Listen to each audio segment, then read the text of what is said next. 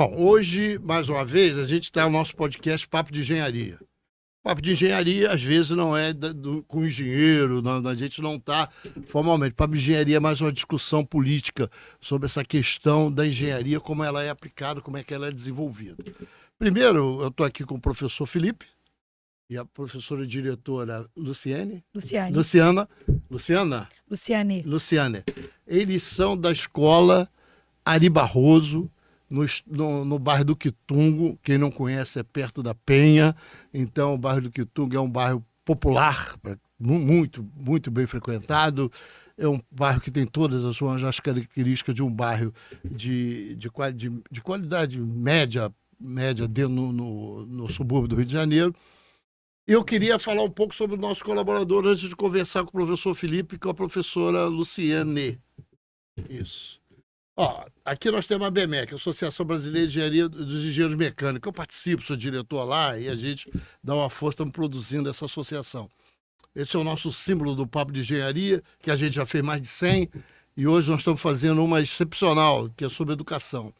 Tem aqui o nosso podcast, nosso blog, é o blog que nós temos. Se o professor e professor quiserem escrever alguma coisa sobre algum assunto relativo aos endereços de vocês, por favor, me mande que eu participo.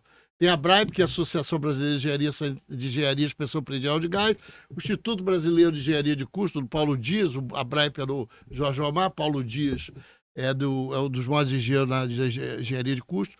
A Contec Engenharia, que é a consultoria de elevadores e perícias, do Barata, que hoje não está aqui porque está doente, está com um problema, está resolvendo. E aí, tem mais alguma? Acho que não, né?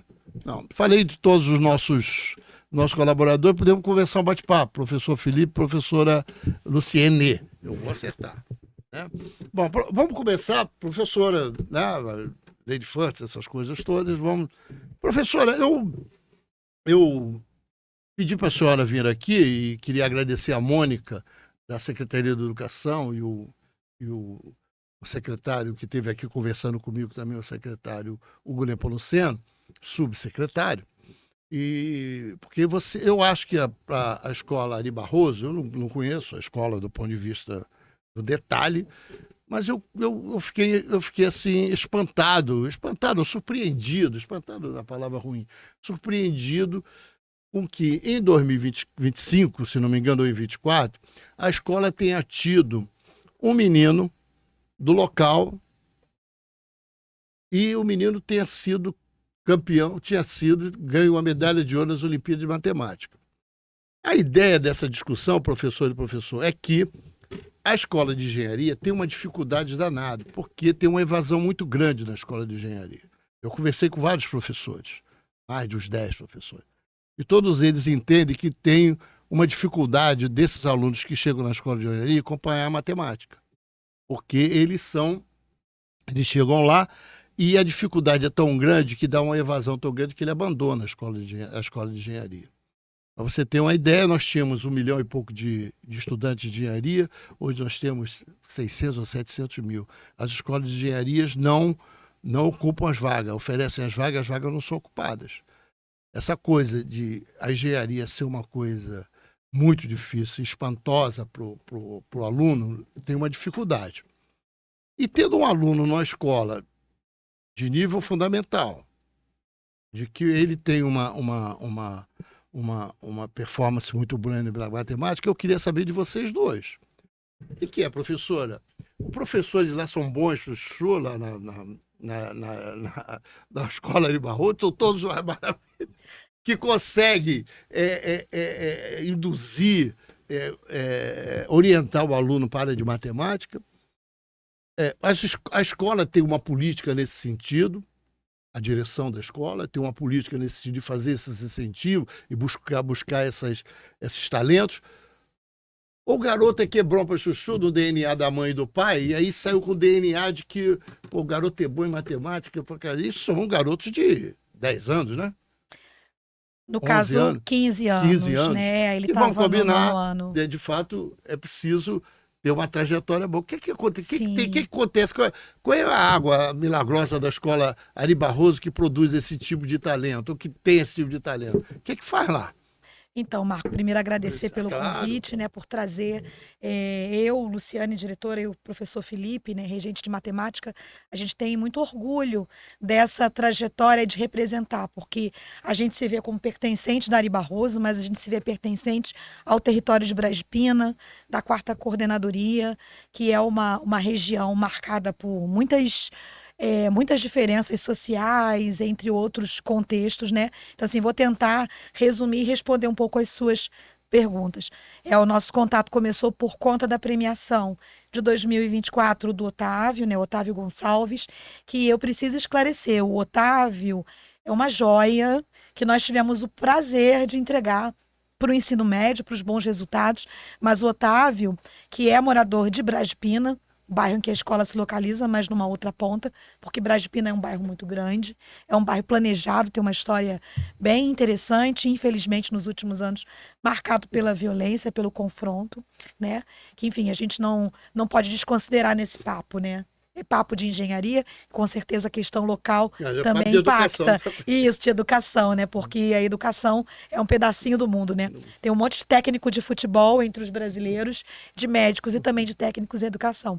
Mas, enfim, o Otávio, de fato, é um menino fora da curva, né? E eu não posso deixar de rememorar que o Otávio, ele veio da escola Oliveira Viana, da escola João de Deus, da escola Eurico Dutra, todas no território da 4ª CREA, e terminou com muita alegria na Ari Barroso. Sim, sim. Ou bairros próximos, né? Dentro do mesmo contexto local.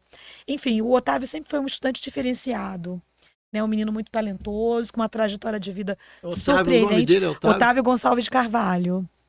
Então, o Otávio hoje está no ensino médio, né? Tem uma parceria das escolas públicas com o Smart, e o Otávio hoje estuda no Colégio São Bento, com bolsa 100%, ele é aluno do programa.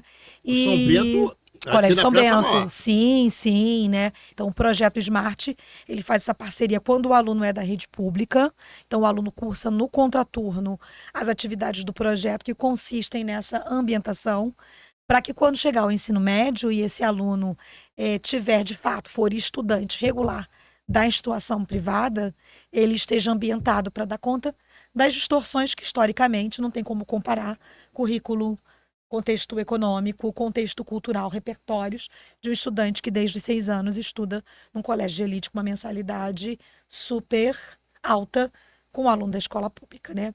Enfim, eu tenho muito orgulho de ser da Escola Ari Barroso. Eu estudei na Escola Ari Barroso dos 6 aos 13 anos.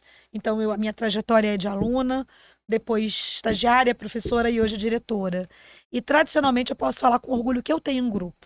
O professor que está aqui ao meu lado, que é um professor, uma aquisição, vamos dizer, nova, porque a nossa escola ela é uma escola pequena, então os professores que lá trabalham se aposentam lá. Então, o professor Felipe é uma geração mais recente. Eu costumo dizer, as pessoas falam que é sorte. Eu falo, não, acho que é merecimento. Todo mundo que chega para trabalhar lá, ele quer ser feliz como professor lá naquela escola, né? Então, quando o professor Felipe tiver a oportunidade de falar dessa percepção pessoal, né, acredito que não vai ser muito diferente. Então, eu tenho um diferencial que é a minha equipe.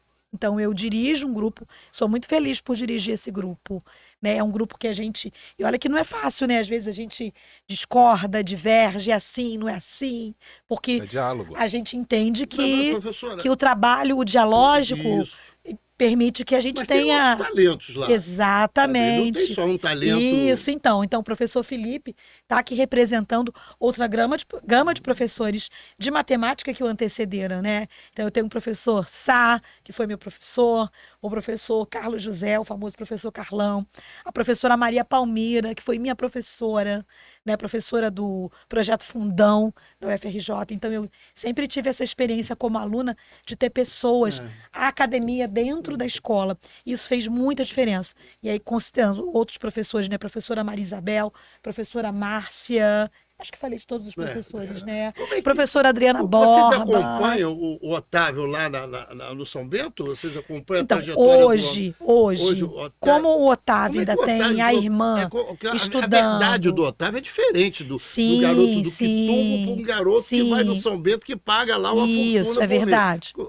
Tem um acompanhamento do Otávio? Então, nossa escola recebe alunos, tem uma diversidade de estudantes. Então, hoje eu tenho cerca de 60% dos alunos que são ali do bairro, né? No caso, o Quitungo, ele não chega a ser considerado um bairro, né? Ele é um agrupamento grande ali dentro do bairro de Brasília e Penha Circular, né? Então eu tenho meus alunos provenientes desse território, Cordovil, Vista Alegre, Irajá, Penha, Vila da Penha. Então eu tenho filho de professor estudando conosco, filho de pessoas do entorno, filhos de famílias muito desassistidas, então eu tenho uma diversidade. O nosso público é diverso, eu acho que isso enriquece muito essa constituição do nosso grupo. O Otávio, de fato, é um estudante que tem muitas medalhas, ele é multimedalhista. O vínculo que nós temos hoje com ele tem uma irmã que estuda conosco, né? Então a gente sempre pergunta como ele tá muito bem, e a gente acompanha o Otávio dessa forma.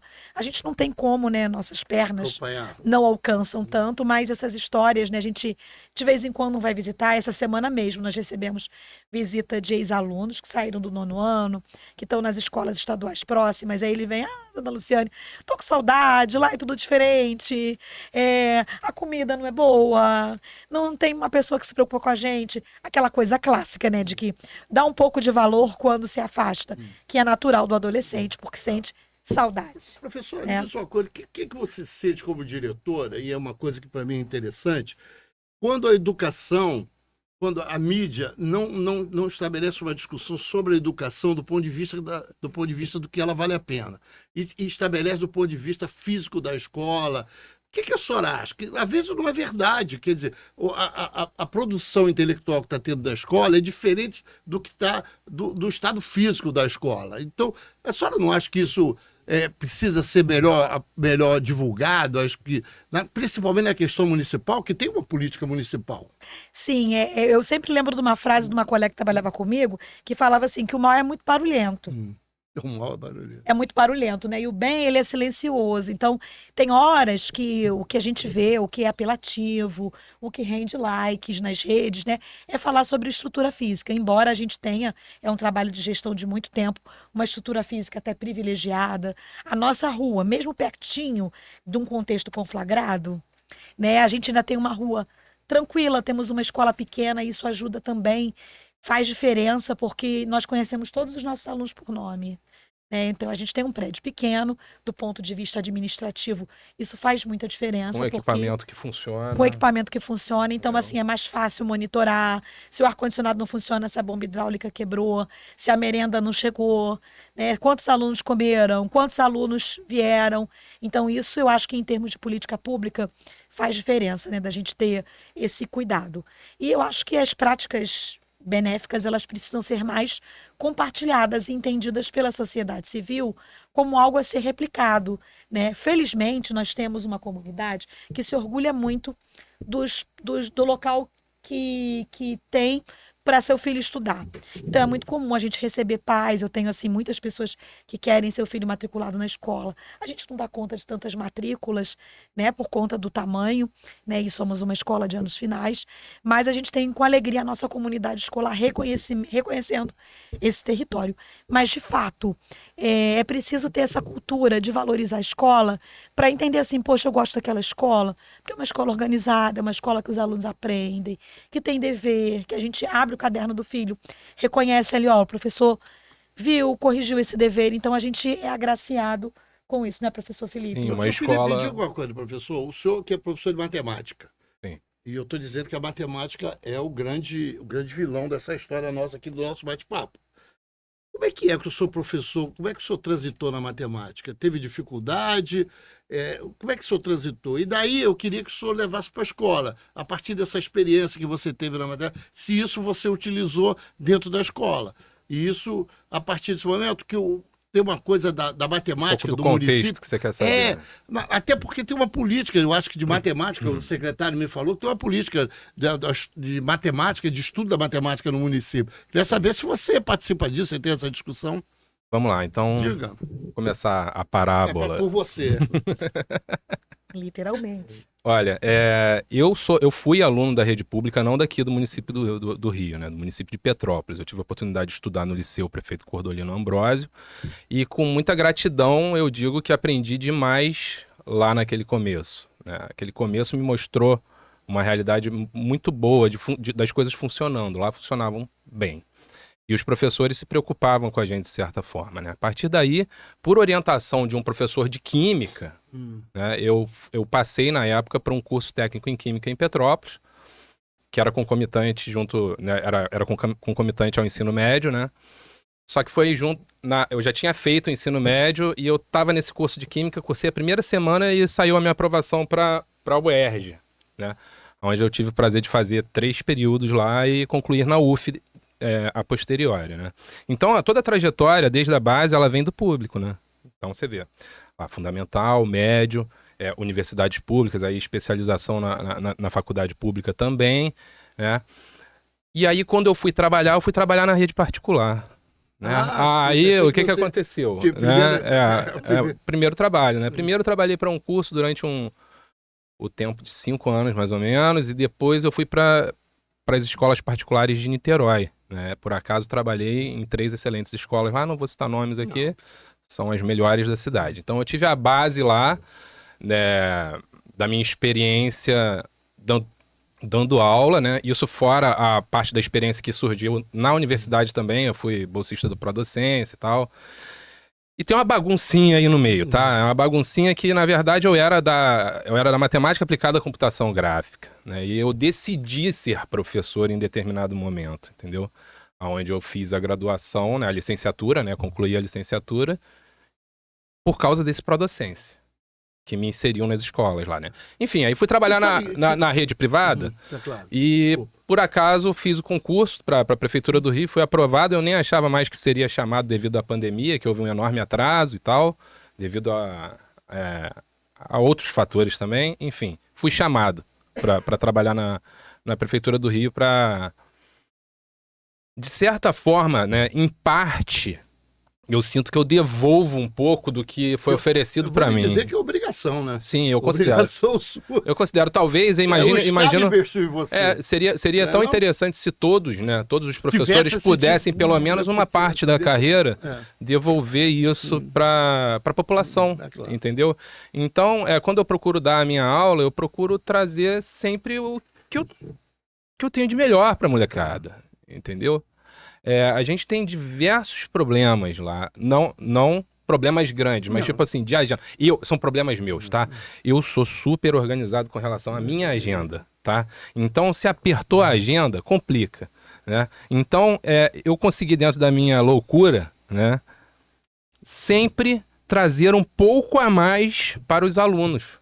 Que a gente, em conversa prévia aqui, estava falando, o que acontece que a matemática está tão deficiente? A matemática, primeiro, assim, ela nunca foi tão expressiva, né? Nunca teve assim, poxa, quero fazer faculdade de matemática. Isso é difícil eu ouvir, quero fazer engenharia, né?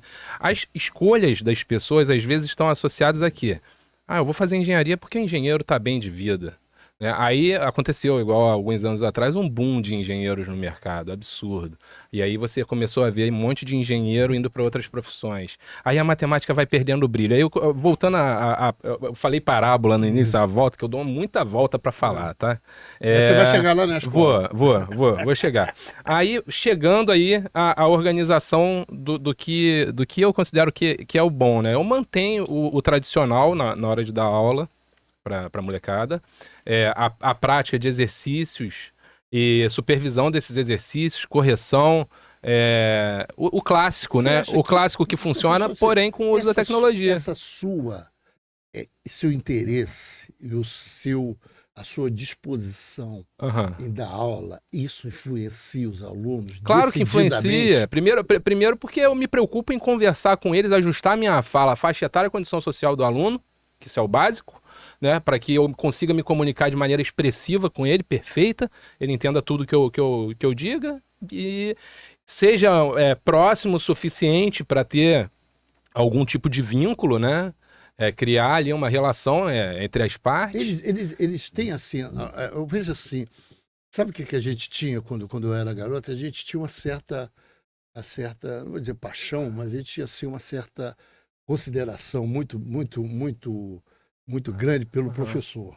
Você acha Sim. que continua? Você tem? Eles Olha, têm essa, eles na demonstram prefeitura, pra você? sim, lá na Porque isso prefeitura é eu observo isso, importante. observei isso na rede privada também, ainda assim, mas na verdade, o professor, ele deve ser respeitado, não temido, né? Existe um grande problema que tem muitos professores que ainda, isso é uma crítica, tá, aberta, muitos professores que preferem imputar o terror, né?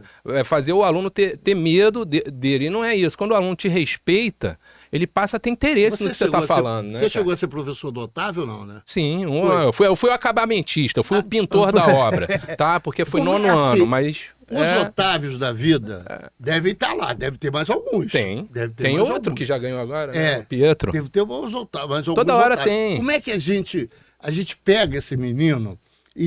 Quer dizer, como é que é essa política de levar ele, professor, para levar ele pro São Bento? Porque ele pode ir para o Santo Inácio, ele pode ir pro Cruzeiro. Sim, aí o Como São que Bento é faz o conveniado ao Smart. Ao Smart. Né, Como é no que é caso. esse Smart, Aí a Lu vai O falar melhor. Smart é uma instituição sem fins lucrativos que já há mais de 10 anos, cronologicamente, eu não Smart é o estou... quê? S-M-A-T-R? Começa com I. I é Instituto Social para Motivar, Aprender. E aí tem Tá bom. Smart. É público ou privado? É uma instituição privada, Privada. que o objetivo é reconhecer talentos nas escolas públicas e depois eles até ampliaram para escolas privadas também. Reconhecer talentos oferecendo bolsas de estudo, convênios com instituições de renome. Então o Smart, a parceria é muito antiga com a nossa escola. Para eu conversar. Eu acho Sim, interessante. bom, é muito simples para encontrar para encontrar, né, o acesso a eles, depois a gente pode trocar claro, contatos, claro. enfim. Então, assim, a Rosane Ferreira, que hoje é minha professora de sala de leitura, ela é embaixadora do Smart, porque quando começou essa parceria, não eram todas as escolas que tinham acesso. Então, basicamente funciona assim. O aluno do 7º ano, ele se inscreve no processo seletivo, e esse processo seletivo é composto por várias etapas. Prova online, prova presencial, entrevista familiar.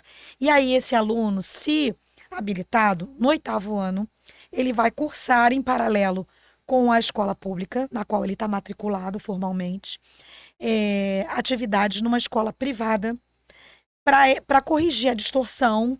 E no 9º ano, ele refaz essa avaliação para ir para o ensino médio todo custeado na escola na qual ele cursou essas atividades do contraturno. Né? Então, assim, é um motivador, porque os alunos do 7º ano querem muito participar, e se eles não conseguirem no 8º ano, presencial, eles podem cursar o online, e se além disso eles não conseguirem no 8º ano, no 9º ano eles podem obter uma bolsa novamente. Então, é uma parceria que funciona, que motiva muito para que eles pensem assim: o ensino médio, eu vou estudar numa instituição que vai me capacitar plenamente para universidade. A senhora tem muita evasão na escola, não? Ou é baixo? Não, eu não tenho evasão. Não tenho evasão. Porque hoje a gente antigamente se considerava evadido quando o aluno saía da rede pública. Saía da rede pública. Até da escola privada, muitas vezes era considerado evadido. Hoje não, é considerado que ele permanece. Né? Enfim, a gente não tem esse histórico de evasão escolar. Meus alunos continuam, e assim, quando você fala de talentos, a gente pensa assim, não pode deixar a peteca cair para esse menino, essa menina. Se ele tem, tradicionalmente, você tem bom resultado, e às vezes é um aluno que pode não ter um resultado acadêmico de excelência na matemática, mas numa área, num concurso, exato, num concurso, cidadão, numa Olimpíada, esse aluno, a gente passa a ter um olhar, peraí, ele foi para a 2ª fase da Olimpíada Brasileira de Matemática das escolas públicas. Por que ele foi e ele não está bem no currículo em matemática? Tem alguma coisa que exige da gente mapear. Peraí. Esse acompanhamento é todo feito. Esse cara foi. Essa menina foi. Tem alguma coisa dele que não está conversando, precisa conversar. Está faltando se dedicar mais no dia a dia. O professor falou muito em avaliação. Sim. E vocês estão todo o tempo avaliando, Sim, é isso? Sim, quando a gente fala de avaliação, a gente tem a avaliação acadêmica, somativa, que é processual, mas que ela resulta num boletim. E a gente precisa entender que se o cara ele é reconhecido em outras áreas como talentoso, ele precisa ser talentoso academicamente. Porque é o acadêmico que vai fazer com que ele termine o ciclo escolar, o ensino fundamental. Né? Não adianta o cara ter um tijolo de ouro guardado. ele precisa ter esse talento reconhecido para quando ele finalizar esse ciclo e for para o ensino médio e for para a universidade, isso resulte Isso, inclusive a gente tenta observar para que não haja quebra do nono ano para a primeira série. Eu tenho medo né? disso, na hora que ele sai da escola da Ari Barroso e vai para uma outra escola, você sabe, a gente pode falar, eu sou a favor de cotas, de política assistencialista, afirmativa. Eu acho que são instrumentos que vão, de alguma maneira, no tempo e no espaço, eles vão tentar reduzir bastante a desigualdade social. Não dá do jeito que não é possível que a pessoa saia daquela situação quase que uma situação quase de miséria para depois não é. Acontece, mas são poucas. Sim. Mas eu sou a favor disso. A senhora acha também que esse tipo de políticas assistencialistas ajuda a escola? Sim, eu acho que essa política afirmativa, desde que foi implantada, né, algumas já estão fazendo 20 anos, né, algumas políticas de acesso... Já tinha aquele pé de meia, eu acho que o César Maia que implantou uma época. Então, na verdade, no governo César Maia tinha uma espécie de mérito escolar, que era o aluno que concluísse com um conceito máximo, que na época era o ótimo, depois o muito bom.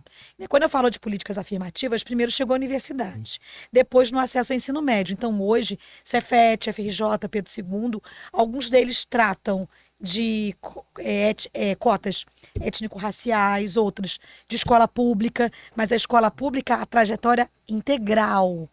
Então, ele trata o aluno desde o primeiro ano, né? Então, assim, no ano passado, por exemplo, nós tivemos 3 turmas de nono ano. E, historicamente, a gente faz esse incentivo. Olha, vai chegar o ensino médio. O ensino médio, você quer estudar onde? Que lugares você quer ocupar? E muitos deles não fazem ideia. Não conhecem. Se não tem a escola para falar isso, eles nunca vão chegar... Sim, a perspectiva, às vezes, não é nem do ponto de vista econômico, talvez, mas vou botar socioeconômico, porque tem aquele que tem tudo em casa, que a família tem até passeios, viagens, mas não tem perspectiva de prosseguir nos estudos. Então ele pensa assim, a escola estadual próximo da escola é uma escola que eu não gosto, que não tem professores, aí vai para uma escola privada que não tem qualidade. E o pai não entende que o filho vai ter que pegar, para ele prosseguir e ter perspectivas futuras, ele vai pegar o metrô, ele vai sair de Cordovil, de Brasília e vai para Botafogo. Trabalho psicológico disso, a própria família do menino fala, esse menino é diferenciado. Ô pai, ô mãe, presta atenção que esse menino é diferenciado.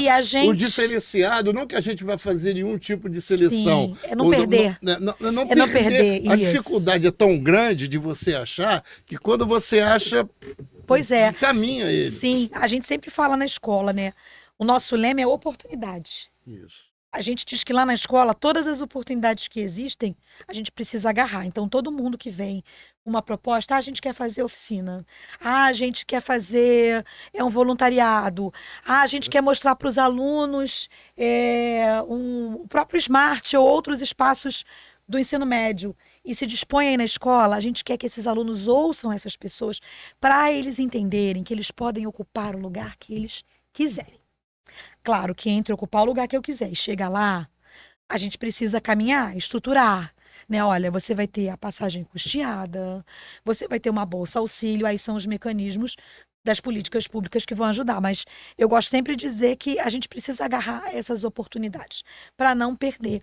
E muitas vezes precisamos dizer para essas famílias assim, olha, o seu filho vai ter que ir sozinho, com 14 anos, pegar o metrô, o trem para chegar a Botafogo.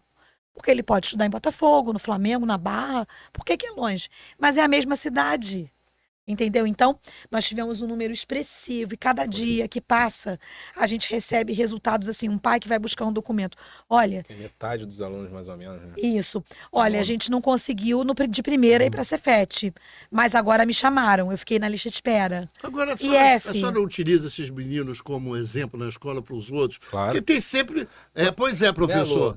Quando eles vêm nos visitar, a gente leva eles na sala de aula Vem com uniforme, fala, vem Pra passear mostrar o aqui, jaleco. vem visitar o seu professor, e aí eles visitam os professores. Vão tirar né, dúvida às Felipe? vezes, teve verdade. caso, né? Teve caso de ir na sala tirar dúvida também de questões. Porque isso é referência para nós. Quando eu era Sim. garoto, era referência. É. Eu queria ser igual o melhor aluno da sala. Sim, sim. E aí, às vezes, isso é referência. Sim, e isso faz total diferença. Eu, por exemplo, mencionei que eu fui da escola pública, no ensino fundamental, no médio. Quando foi no último ano do ensino médio, eu falo, eu sempre fui boa aluna, mas eu não tive nenhum professor que chegasse para mim e dissesse assim: faz o vestibular que você vai passar. Mesmo que seja difícil pagar passagem, você tenha que trabalhar, você consegue. Eu não tive incentivo.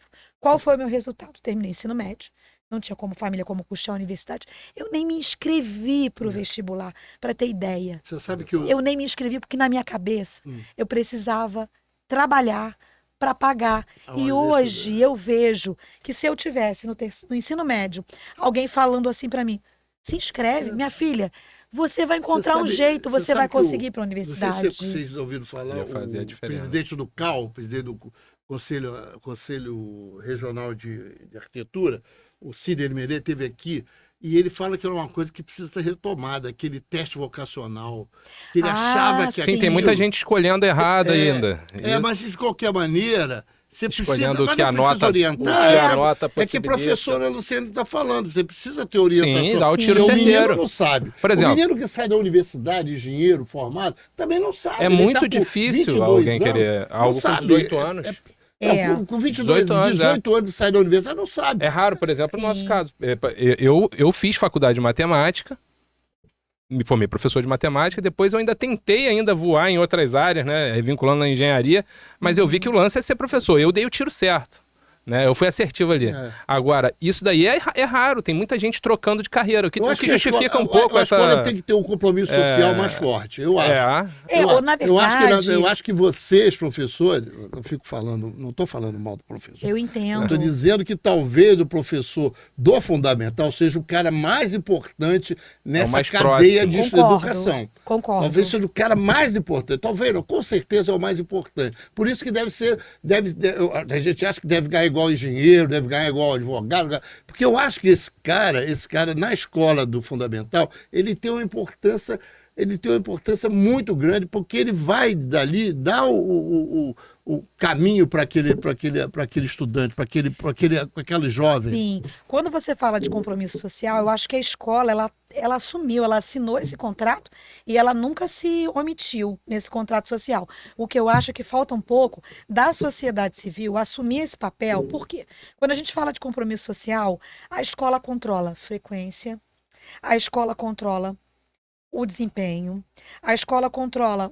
o bem-estar, a segurança.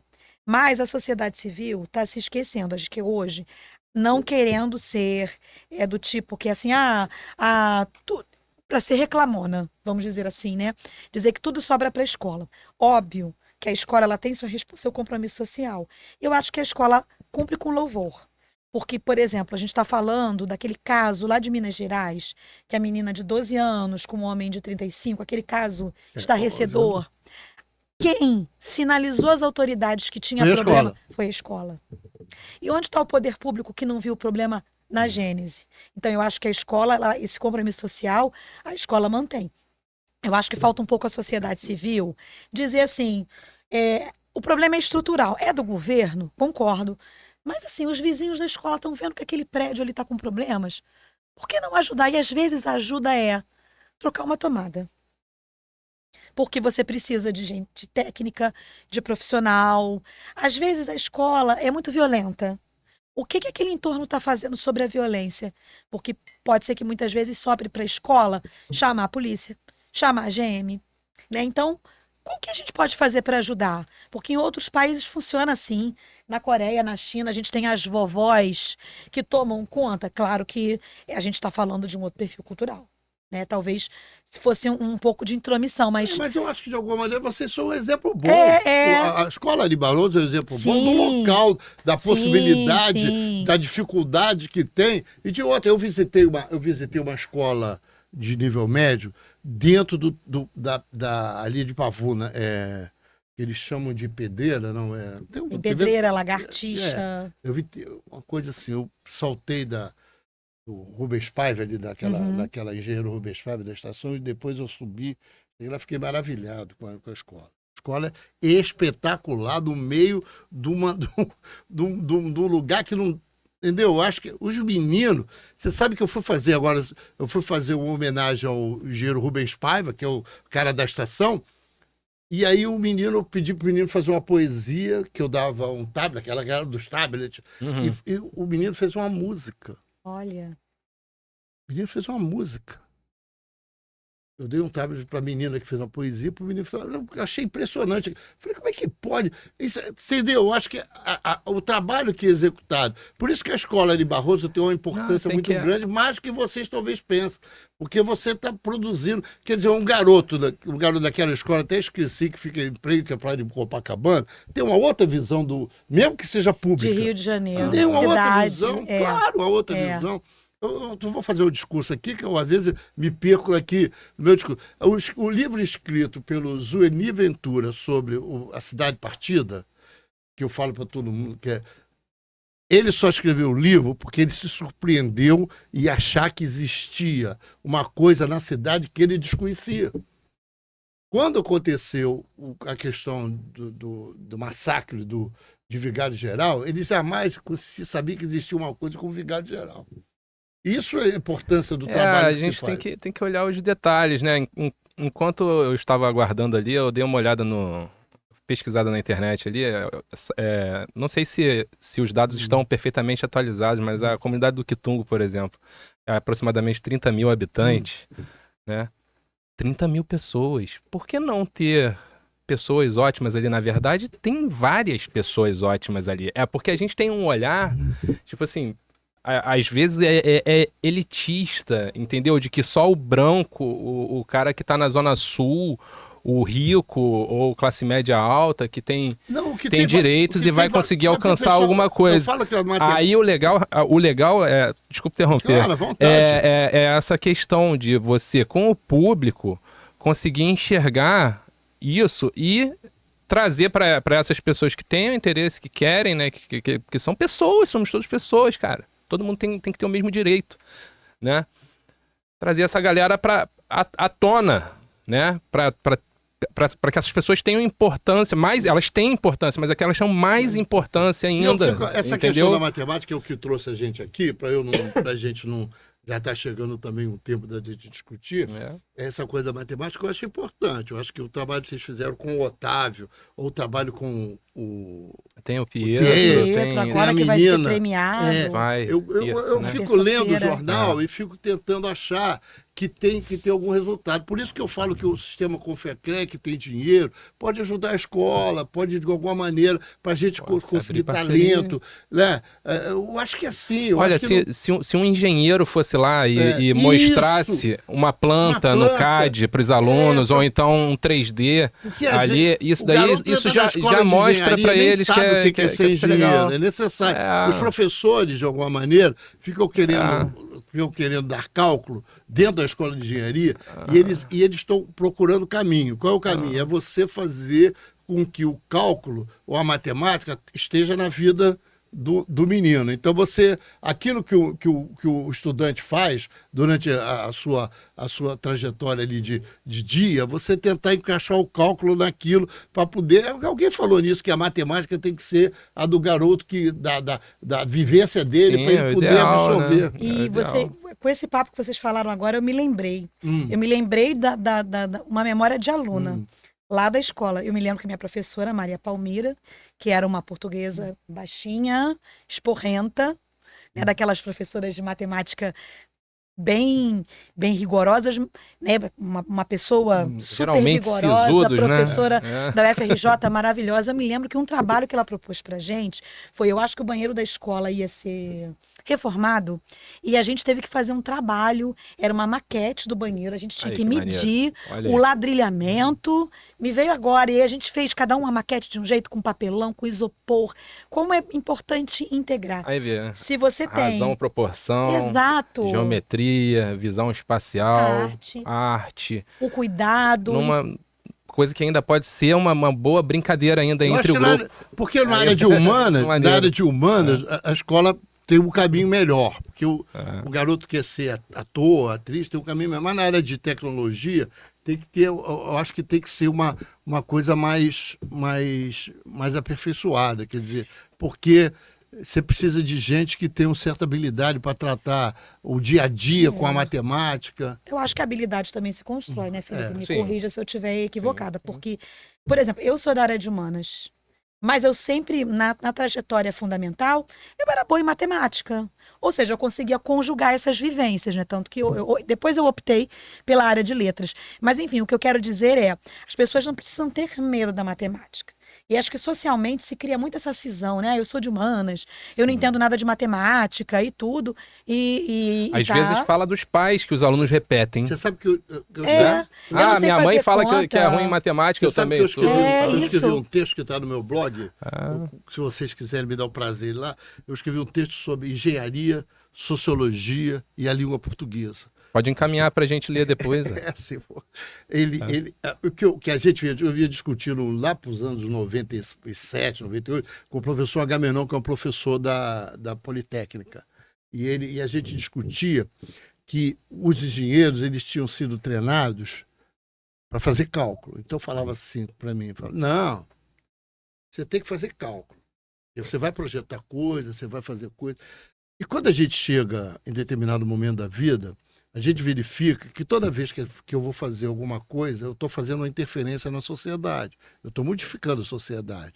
Quando eu faço uma ponte de um lado para o outro. Uma estrada. Quando eu faço uma estrada.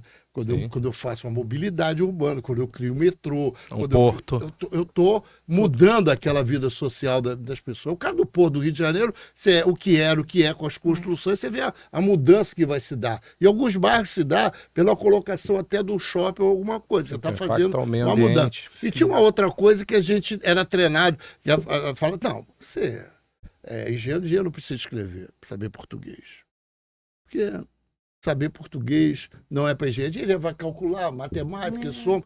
E hoje já não é mais assim. Quer dizer, o cara que não sabe escrever, e não sabe se comunicar e não sabe escrever para leigo, em cima do relatório, ele tem a maior dificuldade de se posicionar. Então eu tenho um texto nesse sentido. Ainda mais, até a questão dos outros idiomas ainda que o engenheiro tem que saber, no mínimo, o inglês, né? A língua inglesa. Eu acho que é isso. Fala, professor. Para além do... Você falando do teste vocacional, né? Isso. Foi uma até ação realizada há 2 anos na escola.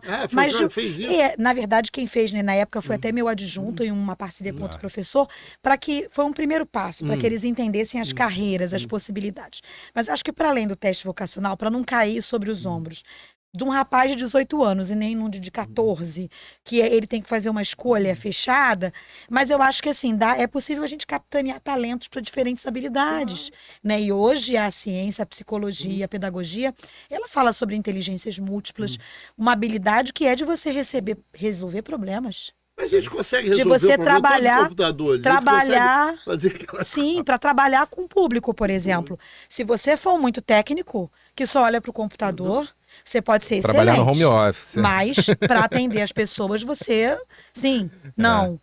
Você vai ver uma fila enorme e você não vai conseguir organizar, porque não basta simplesmente dizer assim, olha, pessoas que é a primeira vez estão vindo ao espaço para cá, pessoas que já são clientes para cá. Se você não tiver o talento para entender que ele está aborrecido, que está nervoso, de qualquer maneira, que veio de longe, você precisa ter esses talentos. Então, assim, você sabe que tem uma história que eu... Até porque nem todo mundo é tão transparente. Exatamente. Mas, de qualquer maneira, a importância e você saber indicar a trajetória, indicar o caminho, é sempre importante. Eu tenho uma história da Alice, o País da Maravilha, que ela chega no cruzamento, né, ela pergunta para o coelho, fala assim, qual caminho vão dar? Aí o coelho fala, você quer ir para onde, campeão? Exatamente. Lewis Carroll, né? Caminhante não há caminho, se faz o caminho andar. Professora Luciene, professor Felipe, grata, porque só ter sorte lá, que sorte é bom, o Nelson Rodrigues dizia que você precisa de sorte até para tomar banho, porque se você não tiver sorte, você escorrega no sabonete, bate a cabeça e morre. Então você precisa ter sorte até para tomar banho. Então a gente precisa de sorte. Eu tive muita sorte de cair nessa escola. Eu quero agradecer a vocês a presença, dizer que vocês foram Hoje foi um dia especial aqui para o podcast e dizer que eu estou à disposição de novo na discussão sobre matemática. Eu acho que sempre o INPA tem uma importância muito grande nisso. certeza. Eu acho que a Olimpíada de Matemática para o fundamental, para o ensino médio, essas coisas que são colocadas para poder descobrir talentos e achar caminhos, eu acho que é interessante. E estamos aí na discussão. Eu continuo aqui discutindo a engenharia do ponto de vista da execução do profissional, mas, de qualquer maneira, a gente está preocupado com as outras coisas também. Fica o convite, agradeço a oportunidade de ter esse papo, acho que foi muito especial Com para certeza. a gente, né? E já fica o convite para você ir lá falar com os nossos alunos, Claro, tanto os do 9º ano, a gente vai formalizar depois o convite para uma palestra, né? Para tirar o medo. Aí a gente pensa coletivamente, tirar o medo das exatas, vamos dizer assim. Né, e fazer um momento com esses alunos para talvez que eles seja uma proposta até perguntem. boa para o professor, Sim. o Nepomuceno, do subsecretário Sim. do sistema CONFECREA, fazer um convênio E e ter uma possibilidade. É verdade, isso aí que a gente estava falando antes. Né? Sim, Então, sim. E um convite particular meu que eu vou fazer para ele, Já diga. caso ele queira assistir uma aula do 9º ano, a gente agenda isso direitinho para a época certa, Vou para ligar você para professor. ver, Eu tenho, acho que o telefone é professor para ainda. você ver, Então a gente troca figurinhas. para você ver a utilização do GeoGebra, que é um software de geometria dinâmica que eu costumo Que você utilizar falou comigo. para o ensino das funções ou de alguma coisa de geometria. Aí a gente combina, eu preparo uma aula maneira para você ver lá como é que funciona. Professor, Na prática. Professor, obrigado. Beleza? Professor Felipe, professor Valeu. Luciene, eu acertei seu nome o tempo todo, entendeu? É uma coisa melhor, né? Faz parte. Faz parte, acertei seu nome, não errei muito. Obrigado, um abraço. Saúde a todos. Obrigada.